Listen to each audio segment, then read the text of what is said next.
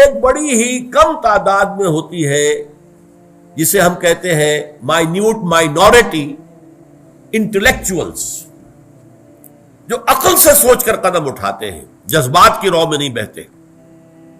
Intellectuals, ظاہر بات ہے انٹلیکچوئل جو ہے وہ واعظ اور نصیحت اس سے اثر نہیں لیتا، اسے دلیل چاہیے.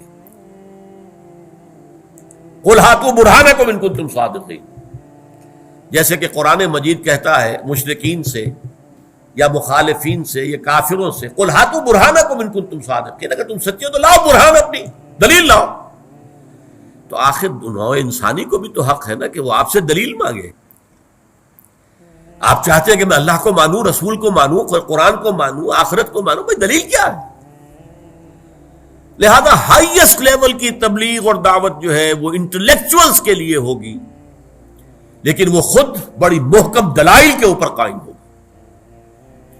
قرآن مجید میں سورہ نحل کے آخر میں ایک آیت آئی ہے، ادع الی سبیل ربک بالحکمت والموعظۃ الحسنۃ وجادلہم باللتی احسن، بلاؤ اپنے رب کے راستے کی طرف، نمبر 1 حکمت کے ساتھ، نمبر 2 اچھے واعظ کے ذریعے سے، اور نمبر 3 مجادلہ ہو تو وہ بھی بڑے حسین انداز میں. یہ 3 لیولز جو میں نے آپ کو گنوائے ہیں، یہ اس آیت سے ان کا استنباط ہے کہ معاشرے میں ایک طبقہ وہ ہے جو حکمت سے بات سمجھے گا، صرف واعظ سے نہیں، جذبات سے نہیں. آپ کو بات اپنی ثابت کرنی پڑے گی، دلیل دینی پڑے گی. بات منوانی ہے تو مان لائیے، ہاتھوں برہانکم. فلسفیانہ سطح پر، حکمت کی سطح پر جو مختلف فلسفے انہیں رد کرنا ہوگا، ان کی تردید کرنی ہوگی دلیل کے ساتھ. جیسے ایک زمانے میں جب یورپ کا فلسفہ اور خاص طور پر یونانی فلسفے کا حملہ ہوا عالم اسلام پر، تو امام غزالی کھڑے ہوئے، تحافت الفلاسفہ ایک کتاب لکھی عظیم، ان تمام فلسفوں کی نفی کر دی گئی دلیل کے ساتھ. دلیل کے ساتھ فلسفے کی دلیل فلسفے سے ہوگی، فلسفے کی دلیل واعظ سے نہیں ہو سکتی.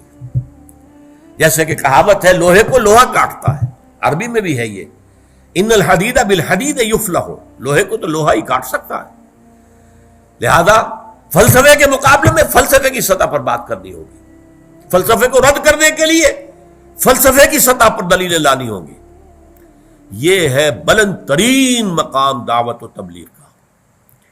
اسی طریقے سے ارسطو کی منطق کا جو بڑا شہرہ ہو گیا تھا اور پورے عالم اسلام میں گویا کہ وہ اس طریقے سے کہ معلوم ہوتا ہے کہ سب سے اعلیٰ شے ہی منطق ہے ارسطو کی، ایرسٹوٹلین لاجک، ارسطو کی منطق. لیکن پھر اس کا جواب لکھا ہے امام ابن تیمیہ نے، الرد علی المنطقیین، منطق کے جو علمبردار ہیں ان کی تردید، ان کی نفی. لیکن یہ کہ وہ نفی انہیں منطق ہی کے ذریعے سے کرنی پڑی، اس لیے کہ ظاہر بات ہے پھر وہی کہاوت لوہے کو لوہا کاٹتا، ان الحدید بالحدید یفلح، انہی کی منطق سے ان کی منطق کی نفی کر دی گئی. یہ کام ہے ہائیسٹ لیول کی دعوت و تبلیغ کا جو ہر شخص نہیں کر سکتا. اس کے لیے اسپیشلائزڈ لوگ درکار ہیں، پوری زندگیاں انہوں نے کھپائی ہوں. جو مروجہ فلسفے ہیں، نظریات ہیں، ان کا گہرا تنقیدی مطالعہ کیا ہو، کریٹیکل سٹڈی، صرف سٹڈی نہیں، کریٹیکل سٹڈی، تنقیدی مطالعہ.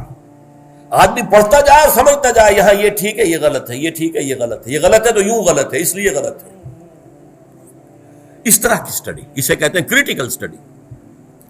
جو لوگ اپنے آپ کو ہمتاً اس کام کے لیے وقف کر دیں گے، اور جو لوگ اسی کے لیے اپنی پوری زندگیاں لگائیں گے کہ ایک طرف مروجہ نظریات کو ان کی گہرائی میں اتر کر سمجھیں اور تنقیدی اعتبار سے ان کا مطالعہ کریں، اور دوسری طرف قرآن اور حدیث، ہماری جو 2 آنکھیں ہیں، قرآن اور حدیث، قرآن اور سنت، اس میں گہرائی کے ساتھ اتریں. پھر ان لوگوں کا کام ہے کہ امام ابن تیمیہ اور امام غزالی نے ایک زمانے میں جو کام کیا تھا وہ اس دور میں وہ کام کر سکیں. ظاہر بات ہے اس میں وقت لگتا ہے، صلاحیت لگتی ہے، قوت لگتی ہے، زندگی لگتی ہے. ایک ذہین آدمی اپنے اچھے کیریئر چھوڑ کر اس کام میں آئے گا تبھی تو ہوگا نا.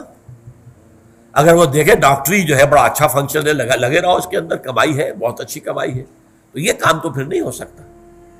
انجینئرنگ کا فن ہے، اب لگے ہوئے ہیں اور اس کے اندر ہم نے کمال حاصل کیا ہے تو اچھا ہے، نہ تو آپ کو اچھی تنخواہیں ملیں گی، ایک سے ایک بڑھ کر اچھی آفرز ہو جائیں گی، لیکن یہ کام نہیں ہو سکتا۔ یہ کام وہی کریں گے جو ذہین بھی ہو، عام آدمیوں کے کرنے کا یہ کام نہیں ہے۔ ذہانت اللہ نے انہیں دی ہو بنیادی طور پر، اور پھر وہ اپنے آپ کو ہمہ وقت اس کام کے لیے لگا دیں اور بھول جائیں اچھے کیریئر کو اور اعلیٰ معیار زندگی کو بھول جائیں، بلکہ فاقوں کے لیے تیار ہو جائیں۔ آپ کو معلوم ہونا چاہیے جب یہ ڈاس کیپیٹال کتاب لکھی تھی مارکس نے تو اس پر فاقے بھی آ رہے تھے، وہ جرمنی میں مقیم تھا، اور وہ کتاب جس نے ایک نظریہ پیدا کیا مارکسزم، جس پر کمیونزم کا نظام آیا اور انقلاب برپا ہوا، اس کتاب کا لکھنے والا فاقے بھی جھیل رہا تھا۔ تو دنیا میں جسے ہم کہتے ہیں کریٹو ورک، تخلیقی کام، وہ تو اس طرح سے نہیں ہوتا کہ آپ بڑے آرام سے بنگلوں میں رہتے ہو، کوئی سرکاری جو ہے محکمے کی کوئی بہت اونچی پوسٹ آپ کے پاس ہو، پھر وہ کام نہیں ہوتے۔